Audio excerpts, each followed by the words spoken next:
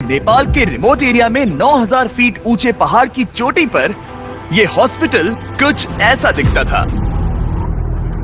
इतनी दूर रहने की वजह से इस कम्युनिटी में बिजली नहीं है, मतलब स्थानीय डॉक्टर्स अच्छे मेडिकल इक्विपमेंट तक नहीं पहुंच पाते और अक्सर उन्हें सिर्फ टॉर्च और बहुत ही बेसिक टूल्स का इस्तेमाल करके अंधेरे में सर्जरीज और कॉम्प्लेक्स मेडिकल प्रोसीजर्स परफॉर्म करनी पड़ती हैं। बेहतर देखभाल की जरूरत पड़ने पर एक बेहतर मेडिकल फैसिलिटी तक पहुंचने में घंटों लग सकते हैं। इन प्रॉब्लम्स की वजह से कई मौत और मिसकैरेजेस भी हुए हैं। तो हमारे long term partners give power, जिनके साथ हम अपने पिछले 3 फिलैंथ्रोपी वीडियोस में काम कर चुके हैं, उन्होंने डैन और डैरेन को इस समस्या का हल ढूंढने में मदद करने के लिए खोलोग्विन की यात्रा पर चलने को कहा, जहां उनका धूमधाम से स्वागत किया गया पृथ्वी पर सबसे खूबसूरत जगहों में से एक में।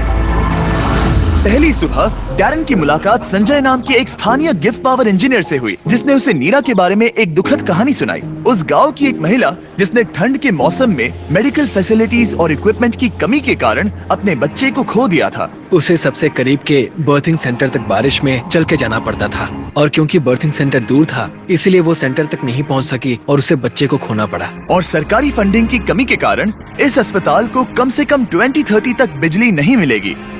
अगर अस्पताल अच्छी बर्थिंग फैसिलिटी के साथ चालू होता तो फिर मामला पूरी तरह से अलग होता। डैरेन जानते थे कि हमें जल्दी कुछ करना होगा ताकि ऐसा दोबारा ना हो, तो वो मेलिसा से भी मिले, ग्रीन प्रोग्राम की फाउंडर, जो इस विशाल प्रोजेक्ट को पूरा करने में मदद करने के लिए ढेर सारे स्टूडेंट्स और वॉलंटियर्स को लेकर आई।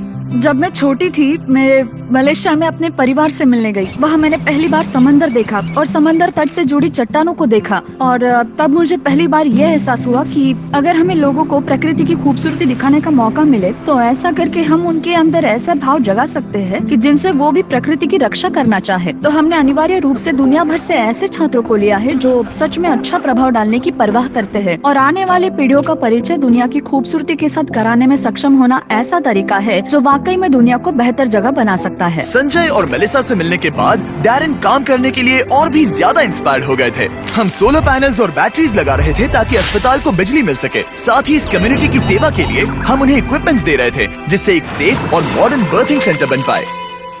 ठीक है, हम पहले दिन के लिए तैयार हैं। 3, 2, 1 फिलैंथ्रोपी। टीम काम पर लगने के लिए बेहद एक्साइटेड। ये कंप्लीट करने के बाद हम यहाँ पर खोदेंगे। चलो चले।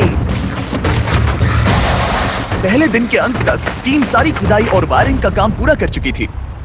मैं ये बयान नहीं कर पा रहा, लेकिन इस गांव के लोगों के बारे में कुछ तो बात है। उनकी प्रामाणिकता, उनके दोस्तानेपन और उनके खुलेपन ने मुझे कुछ ही दिनों में ऐसा एहसास करवाया जैसे मैं उनके परिवार का ही हिस्सा हूँ। जैसे ही हम इस घर की ओर बढ़े, कोई अंदर भागा और उसने आग जलाई और वहाँ से धुआं निकल रहा था। हमें नहीं पता कि क्या हो रहा है, लेकिन वो हमारे लिए चाय बना रहा था। ये अदरक वाली हिमालयन काली चाय है और मैंने अपनी पूरी जिंदगी में इससे बढ़िया चाय कभी नहीं पी। यही यहाँ की संस्कृति है। ये लोग वाकई में बहुत काइंड और वेलकमिंग है और हम जहाँ भी जाए वो हमारा ख्याल रखना चाहते हैं। उन्होंने हमारे लिए अपने घरों के दरवाजे खुले रखे हैं। इन्होंने हमें रहने के लिए एक कमरा दिया ताकि डैन और मैं यहाँ आराम कर सकें। लेकिन कंस्ट्रक्शन शुरू होने के कुछ ही समय बाद डैन बीमार महसूस करने लगे। मुझे बहुत ज्यादा बीमार महसूस हो रहा है, तो मैं पास ही के अस्पताल में चेकअप करवाने जा रहा हूँ। इसका मतलब वो खुद ही एक्सपीरियंस कर पाएंगे कि इलाज करवाने के लिए इतनी दूर जाना कितना मुश्किल होता है।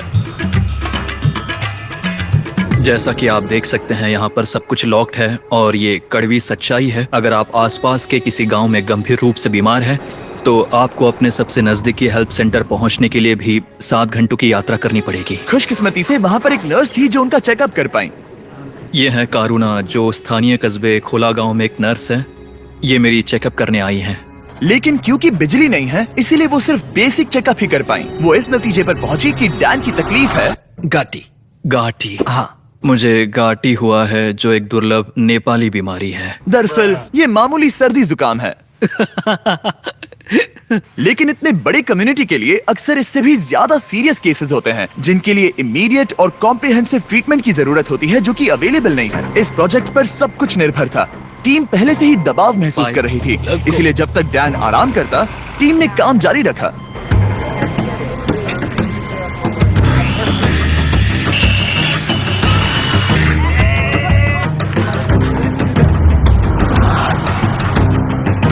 अब जब सपोर्टिंग स्ट्रक्चर तैयार हो गया था, हमने सोलर पैनल्स लगाने शुरू कर दिए थे। संभल के, हाँ, आराम से।